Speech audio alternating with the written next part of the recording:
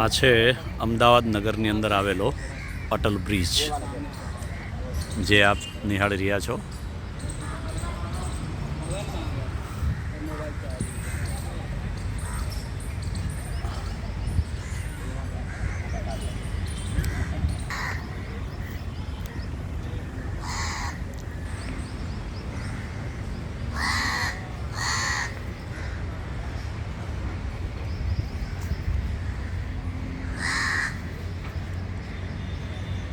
આ સાબરમતી નદી રિવરફ્રન્ટ ઉપર આ અટલ બ્રિજ બનાવવામાં આવ્યો છે. અત્યારે નદી આખી તમને ખાલી દેખાય છે, કારણ કે આનું કંઈક હાલ સફાઈ અભિયાન ચાલી રહ્યું છે. એટલા માટે આ રિવરફ્રન્ટવાળો આ સાબરમતીનો ભાગ ખાલી કરવામાં આવ્યો છે. આગળ જોઈએ. લોખંડ પ્લાસ્ટિક કેમ ઉભો રહે? પ્લાસ્ટિક જેવું લાગે.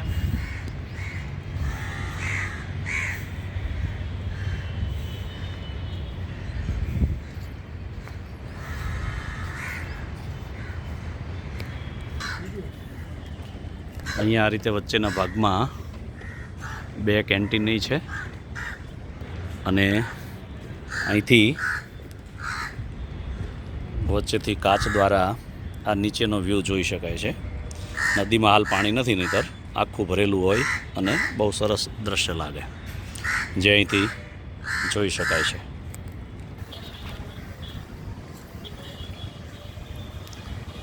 આ બીજી સાઈડથી આ દ્રશ્ય છે. આ બાજુથી આ પાછળની એન્ટ્રી છે, અને આ સમગ્ર સાબરમતી રિવરફ્રન્ટ એનો નજારો છે. પાણી ખાલી છે, નહીંતર જોવાની વધારે મજા આવે. આની અંદર અત્યારે કંઈક બીજું પ્રદૂષિત પાણી ભળી ગયેલું છે, એના હિસાબે એ ખાલી કરી અને સફાઈ અભિયાન કરવા માગે છે. બાકી નજારો બહુ સરસ છે.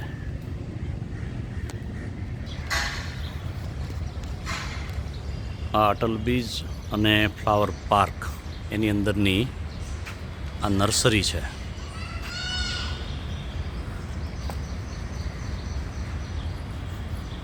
આવી રીતે ઉપર એ છાંયો લગાવવાથી એ તમામ ઋતુની અંદર આ છોડને ઉછેરી શકાય છે.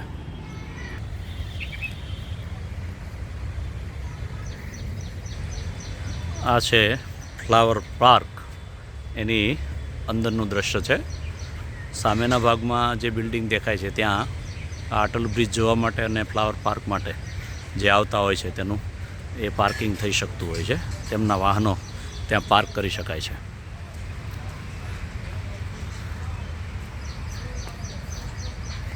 આ છે ફ્લાવર પાર્ક વ્યૂ.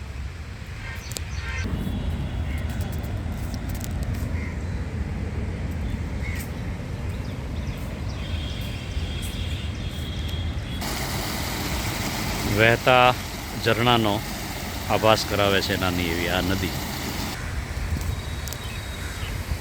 અલગ અલગ કલરથી આ સરસ મજાના દિલ આકારના ગેટ બનાવ્યા છે, અને નાનકડું એવું તળાવ, સામેના ભાગમાં ફુવારા અને ઝરણાઓ એ નિર્માણ કરેલા છે. સરસ મજાનું દ્રશ્ય છે. પણ સાંજના 4 વાગ્યા પછી રાત્રિનો નજારો એ બહુ સુંદર હોય છે. પણ આ ખુલ્લું હોય છે સવારના 9થી રાત્રિના 9 સુધી જ, એટલે એ સમયમાં આની અંદર આવવું પડે. આ છે ફ્લાવર પાર્કની અંદરનું નાનકડું એવું પ્રાણી સંગ્રહાલય જેવું બહુ સુંદર બનાવેલું છે.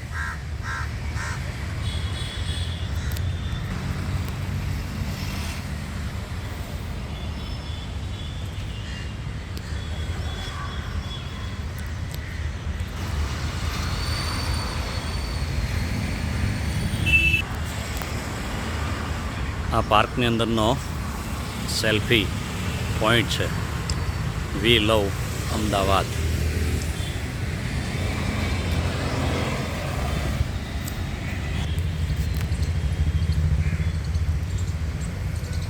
આ ગાર્ડનનું કામ ચાલી રહ્યું છે ગ્લો ગાર્ડનનું, એટલે થોડા સમય પછી આને કાર્યરત કરાવવામાં આવશે.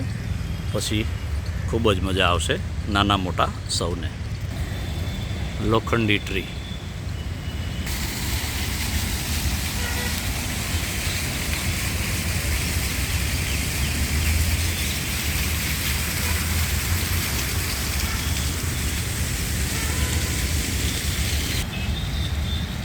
આ એક્ઝિટ ગ્રેન્ટ ગેટની બાજુમાં જ આ સરસ મજાનો ફુવારો છે. આ રિવરફ્રન્ટ ફ્લાવર પાર્ક મોન્ટ્રેલ એમનો આ એક્ઝિટ ગેટ છે. ત્યાંથી જો બહાર આવી ગયા છે અને આવી ગયું છે પાછું અમદાવાદ. ચાલો આવજો.